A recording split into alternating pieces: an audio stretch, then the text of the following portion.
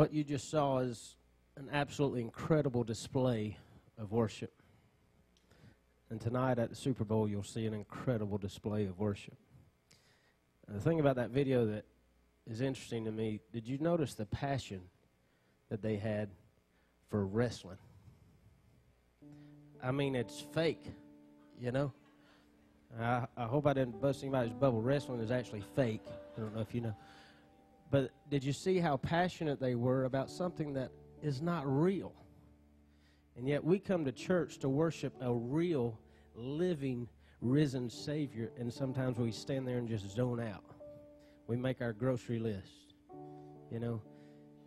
And instead of focusing completely and intentionally on Jesus, we start making a list of all the negative things that we didn't like about the worship service. Well, I don't like that song, so I'm not going to sing that one. I don't know this song, so I'm not going to sing it. Michael Jones plays his guitar too loud, and I don't like guitars in church, so I'm not going to sing. Oh, yeah, you've thought it. It's all right. It's all right. We talk about it too, so it's okay. It's all right. But all I'm saying is, if we take our focus off of who we should be worshiping, we start to worship the worship. It's a very scary thing, especially in this building with all the lights and all the cool stuff that we have here. We can very easily worship the worship instead of worshiping Jesus. And over the next 5 weeks, we're going to talk a lot about worship. There's no way we can cover every topic of worship in 5 weeks. And if you listen to the songs today, you'll learn a little bit about praise. The interesting thing about music today is praise and worship music is a genre now.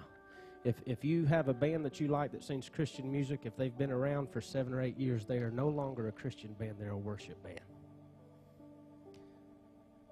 Now that's good in a way, but it's pretty scary now because the worship music is a multi-million-dollar a year business. Everybody worships because it's the cool thing to do. They call in this generation the worship generation. That's all good, but it's pretty scary. It scares me to death that they call me the worship pastor. What in the world does that mean? I can't make you worship. I can lead you to praise. I can even manipulate you to praise if I really wanted to, but I'm not going to. But there's no way I can make you worship. That's a personal thing that you have to be willing to take the step to worship. And a lot of times I think we come in a room like this and we get real intimidated by the people we're standing beside because we don't want them to hear us sing. Can I tell you in love, if you're sitting beside somebody that intimidates you, get up and move. Act like you're going to the bathroom, then come back and sit in another seat or something. You know, don't let anybody steal your worship because God's worthy of everything you can give him and more. I have learned so much about worship from Matthew 4. Is where the devil is tempting Jesus. And he tries 3 or 4 different ways. And the very last straw that he tries, he says, he tells Jesus to bow down and worship him. Jesus answers him back saying, I will worship the Lord my God. And the very next verse, get this, the very next verse, it says the devil left Jesus alone.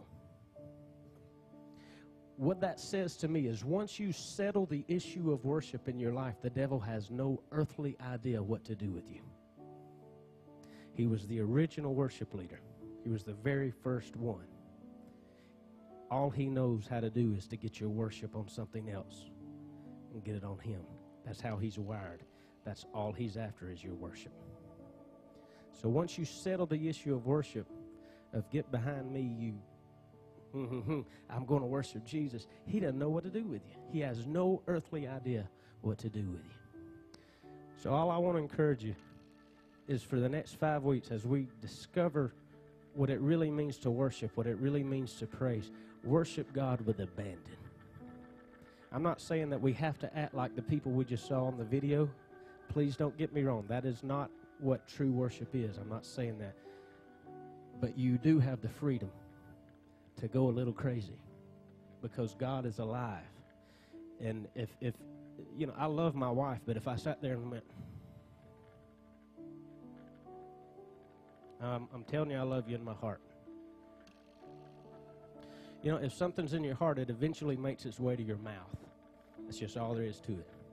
And there's nothing wrong with being passionate. I know I'm going too long. I really think that we have seen emotionalism abused and so bad of emotion that we have turned the pendulum so far the other way that we're scared to show any type of feeling and emotion in our worship services. There's got to be a balance. So all I'm saying is you will get out of worship what you put into it. And if all you do is stand there and criticize everything, which is very easy for me to do, by the way, if that's all we ever do, we're never going to get what God intended to show us during a worship service because we didn't put anything into it. Worship is not about getting something. Hear me. Worship is all about giving God something. And the second we think that we need something from worship, you've completely got it backwards and you think worship is all about you. I love you, but it has nothing to do with you. It has everything to do with giving God praise. So I say we stand up and let's worship Him today with abandon.